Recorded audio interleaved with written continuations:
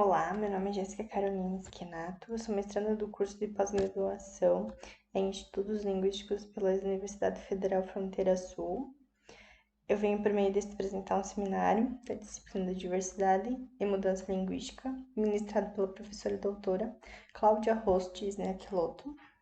O título do meu artigo escolhido para essa apresentação é Variantes lexicais para João de Baro em Atlas Linguísticos do Estado de Pernambuco, redigido por Edmilson José de Sá.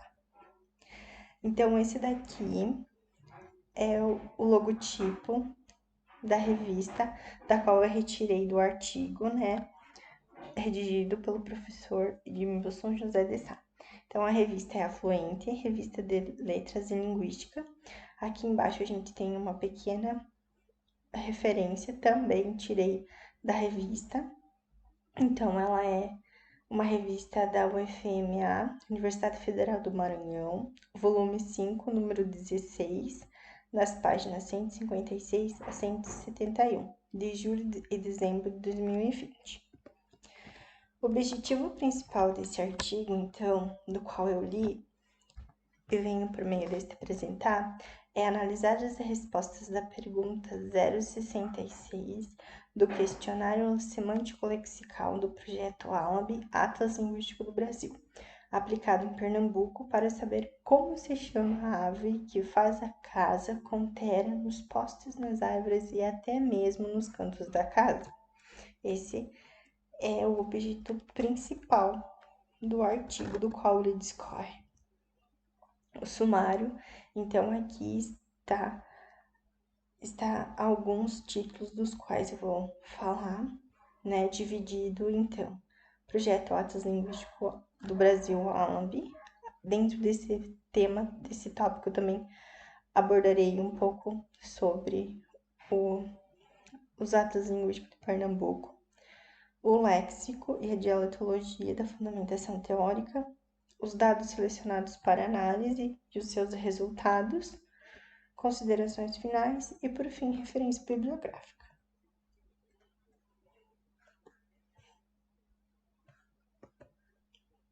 Iniciaremos, então, com o projeto Atlas Linguístico do Brasil, o ALAB. A meta do interesse na produção de um atlas que registrasse os diferentes falares brasileiros. Então, eles queriam fazer um atlas que registrasse os diferentes falares brasileiros.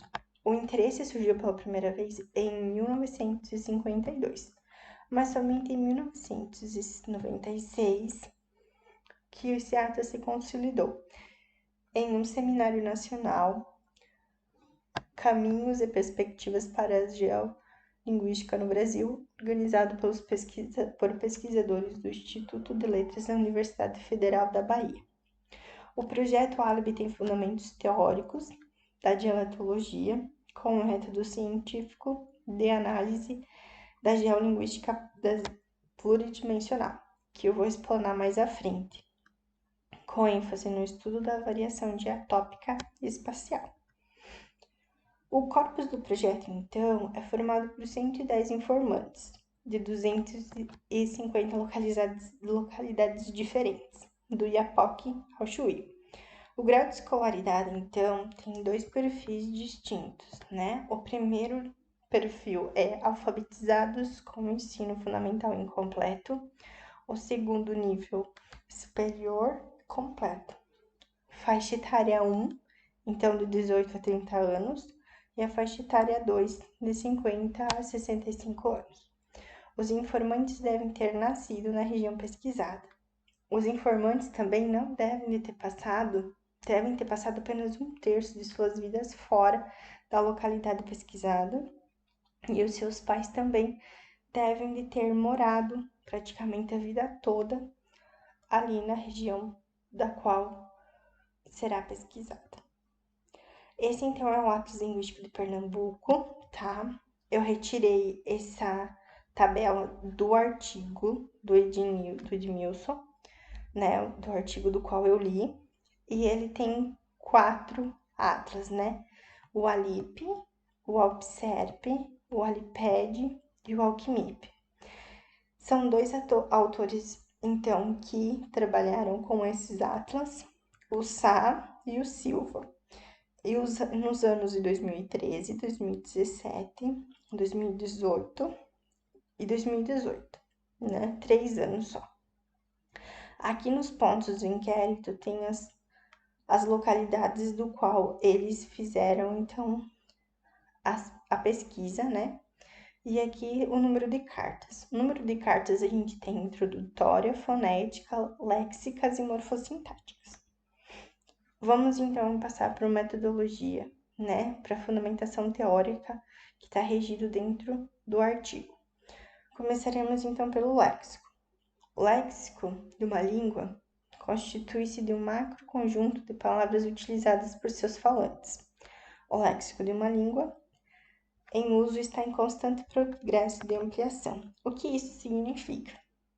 Então, a gente é ser humano e nós estamos em constante evolução, né? Então, a nossa língua, ela é heterogênea. Ela tem vários... o léxico da nossa língua, ela é muito diversificado. Nós podemos dar um exemplo da tecnologia, né? De como nós falamos com a tecnologia. Então, nós temos assim... Antes a gente falava você, hoje a gente escreve VC, né? Para você na tecnologia. A gente fala beijo, e lá a gente escreve BJ, que significa beijo. E assim por diante. Então a gente vai mudando as nossas gírias e o nosso jeito de falar, vai acompanhando esse progresso de ampliação e de evolução. Pode-se dizer muito sobre uma determinada pessoa ou comunidade, já que é também através do léxico que se reflete boa parte da cultura de uma sociedade. Esse ponto é bem interessante e bem legal de estudar, porque quando você sai da sua comunidade de fala e vai para uma comunidade de fala diferente, as pessoas, através do seu léxico, elas já conseguem diferenciar que você não é daquele lugar. Porque cada indivíduo tem seu modo de falar, carrega em si o seu léxico. Então, se você sai da sua comunidade de fala e você vai para outra comunidade, para outro lugar, as pessoas já notam que você não é dali, que você tem jeitos de falar diferente, que o que elas conhecem de um jeito, você fala de outro e assim por diante. Então, o léxico, né, se reflete em boa parte da cultura de uma sociedade, não só da sociedade, mas também do indivíduo. Há 3 caminhos para a criação da lexicalização, né? Então, a gente tem por etimologia, que ocorre quando o processo de criação lexical acontece baseando-se na língua fonte. Temos por neologia, processo que acontece dentro da própria língua, e por empréstimo, que se dá por meio do contato entre diferentes línguas. Agora vamos falar um pouco sobre a dialetologia. A dialetologia surgiu nos fins do século XIX com o interesse pelo estudo dos falares regionais, os dialetos, né? A dialetologia e a sociolinguística têm um ponto de concordância. Ambas as ciências se preocupam com o estudo da língua em uso. Essa língua em uso aqui, ela estuda os aspectos sociais, como a faixa etária, né? O grau de escolarização ou socioeconômico, os sexo ou gênero. A dialetologia usufrui de um método oriundo da geografia, geolinguística, como uma das principais formas de registro da variação da língua. Chamada de geografia linguística ou simplesmente de geolinguística, trata-se de uma técnica de análise linguística que consiste no registro em cartas da distribuição geográfica de cada traço dialetal, das quais a gente faz a nossa pesquisa, né? Recolhe dados, faz aquela pesquisa de campo. Então, ela é dividida em duas, né? A pluridimensional e a monodimensional. Então, o que é a geolinguística pluridimensional? É a abordagem de relações entre fatos, né, sociolinguísticos e os fatos sociais, como eu citei anteriormente, os fatos sociais como sexo, gênero, grau de escolaridade, faixa etária, né? Esse é o estudo do pluridimensional. A gente pode chamar também ela de geossociolinguística. Já a geolinguística monodimensional, ela estuda, então, ela considera, então, somente uma dimensão linguística para ser estudada, que é o que importa a localidade, deixando de lado aspectos como idade, sexo e gênero. Então, nesse artigo, percebeu-se que o autor usou, então, a pluridimensional, né? A geolinguística pluridimensional e não a monodimensional. Os dados selecionados, então, para análise. O autor, dentro do seu artigo, mencionou que ele fez, então, a coleta de dados lá no estado de Pernambuco, a partir de dos informantes com um perfil pré-determinado. Qual seria esse perfil pré-determinado, então, pelo autor? Por sexo, né, masculino e feminino, pela faixa etária, de 18 a 30 anos e de 50 a 65 anos, e pela escolaridade, ensino fundamental 1. Essa parte aqui, ressalto que já falei lá no começo, né, que o autor analisou as respostas da pergunta 066 do questionário semântico lexical, aplicado em Pernambuco, né, sobre as variantes de como saber, né, da ave que faz casa com terra nos postes, nas árvores e até mesmo nos cantos da casa. Variantes como João de Baro, Joana de Baro, Maria de Baro e Fura Bareiro foram registradas mais acentuadamente, o que atesta a existência de laços culturais que definem e caracterizam uma comunidade e se reforçam através do léxico. Então, essas 4 variantes foram as que mais tiveram registro na pesquisa do autor. Então, né? Mas logo mais para frente vai ter 2 tabelinhas explicando bem certinho. Foram selecionadas ainda 21 denominações para o pássaro João de Baro, a saber, João de Baro, Joana de Baro, Maria de Baro, Furabareiro, Maria Podre, Rolinha, Garincha, Maria Bezeira, Pardal, Maria Fita, Janica, Pentevi, Churel, Sabiá, Furachão, Janica de Baro, Bareiro, Furão, Rouxinol, Pica-Pau e Joaninha.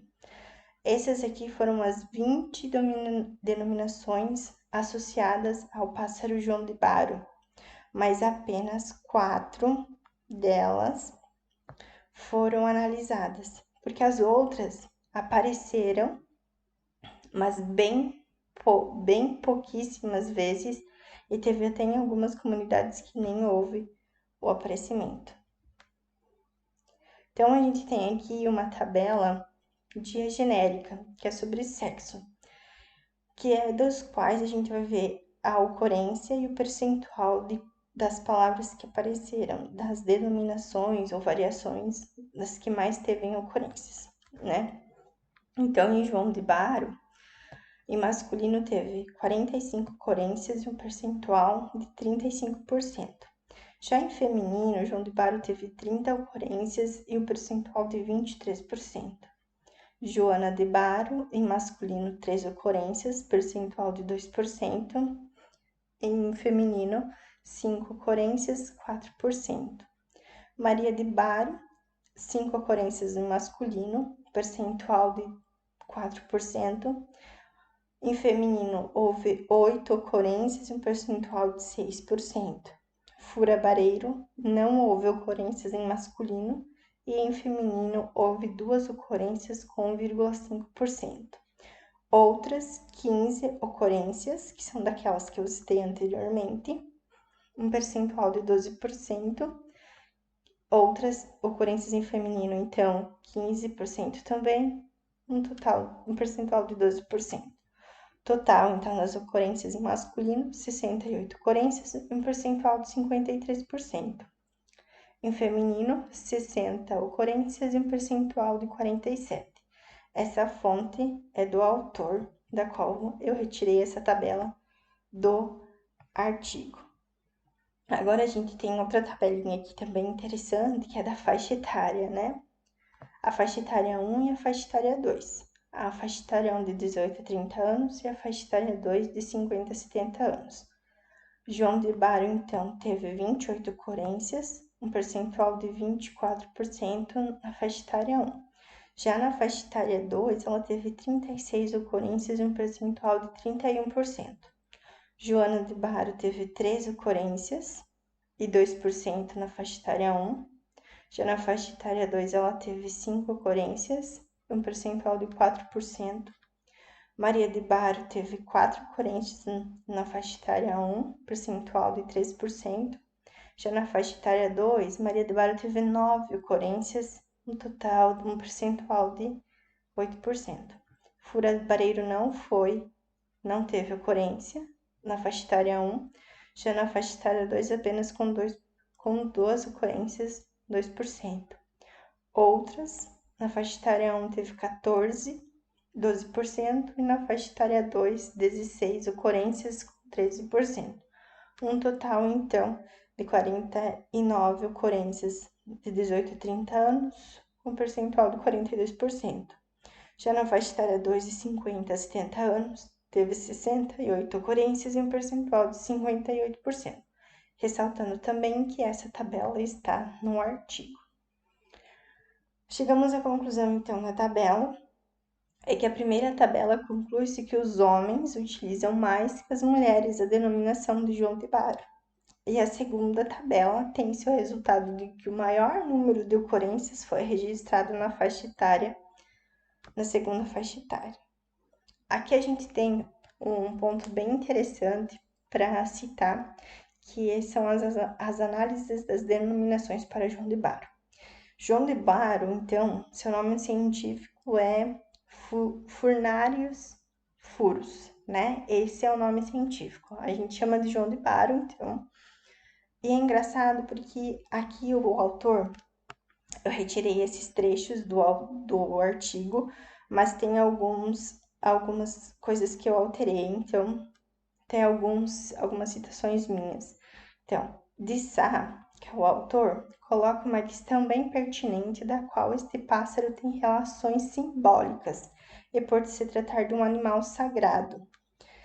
Ele cita assim, né? Ele rediz bem assim lá no seu artigo, porque se trata de um animal sagrado, pois lhe teria sido solicitado abrigo a Jesus quando de sua prisão. Conforme a crença popular relatada por um pantaneiro, de que quando o Filho de Deus foi perseguido pelos romanos, chamou João de Baro para fazer uma casa em que pudesse se esconder. Essas então são palavras do autor Edmundo José de Sá, que ele faz uma comparação então que a gente pode perceber como a cultura atinge o viés linguístico. Então, nossas crenças, elas atingem sim o viés linguístico no nosso próprio léxico. A variante, então, Joana de Baro, é a segunda variante mais utilizada por falantes do estado de Pernambuco. Ao se referir a esta variante, podemos perceber que é um nome feminino. O autor faz uma colocação referente a esta denominação. A crença agrega um instinto materno da ave pelo fato de ela construir seu próprio ninho para abrigar os ovos. É interessante notar que Joana de Baro, como as mulheres falaram mais do que os homens, né? Por se tratar mesmo, então, do instinto materno. Já a variante Maria de Baro, considerado sema ave fêmea, instinto materno em busca de estruturar o ninho para abrigar os ovos e os filhotes. No caso de furabareiro ou bareiro, em obras lexicográficas, o substantivo derivado do baro se encontra registrado no feminino. Então, essas duas também, né, fazem menção ao instinto feminino da mulher em abrigar os ovos, né, e os seus filhotes. Considerações finais. Aqui retirei do próprio artigo do Edmundo, né? Do Edmilson. Apesar dos estudos de escritores da língua falada em Pernambuco já assumirem um lugar de destaque há mais de uma década, pesquisas e análises lexicais ainda se encontram embrionárias. Por que ele quis dizer que se encontram embrionárias? Porque quanto faz mais de uma década que estão sendo estudadas as variações em Pernambuco, né, da língua falada. Mas como eu citei lá no começo da minha apresentação, a nossa língua ela varia o tempo todo e está em progresso de ampliação sempre. Então a gente sempre tem que estudar, principalmente se tratando de língua falada, né? Os meus avós não falam que nem meus pais não falam que nem eu, e eu não falo que nem a geração mais nova, né? Cada geração tem o seu falar diferente. Ao catalogar os dados referentes às respostas sobre a ave que constrói casas na árvore ou nos cantos da casa, percebeu-se que um número de variantes comuns nos atas construídos em pontos do estado de Pernambuco. Neles, a variante João de Baro se apresentou com maior acuidade. Então, apesar da gente ter Maria de Baro, Joana de Baro, Furabareiro, entre outros, o João de Baro continuou sendo a variante que apresentou mais acuidade. Então, é a variante que eles mais utilizam para denominar esse pássaro, essa ave que constrói casas, né, de Baro. Eles utilizam João de Baro. Esta pesquisa foi realizada a análise geossociolinguística, que é aquela pesquisa referente à social. Então, foram apresentados dados então informantes com sexo e gênero, o grau de escolaridade e a faixa etária. Então, é sim considerada uma pesquisa de análise sociolinguística, geossociolinguística. E semântico lexical, porque ele utilizou então a pergunta 066, né, lá do Atlas Linguístico do Brasil, de que apenas um item pertencente à fauna e a riqueza de denominações registradas nos atos linguísticos concluídos, já que contempla o quão heterogênea é a língua falada no Estado, e que, a depender também de interferências sociohistóricas, antropológicas e geográficas, o conhecimento se torna ainda maior. Então, a gente pode perceber que, por mais que o autor pegou apenas uma ave, ele conseguiu achar várias denominações, várias variantes em relação a esse único item que pertence à fauna. Então, a gente pode ver o tamanho da riqueza que a nossa língua tem. Isso que ele pegou apenas Pernambuco, né? O estado de Pernambuco. Então, é muito interessante estudar a nossa língua, principalmente a língua falada, né? Já que ela é heterogênea. Essas são as minhas referências bibliográficas. Eu agradeço muito pela atenção.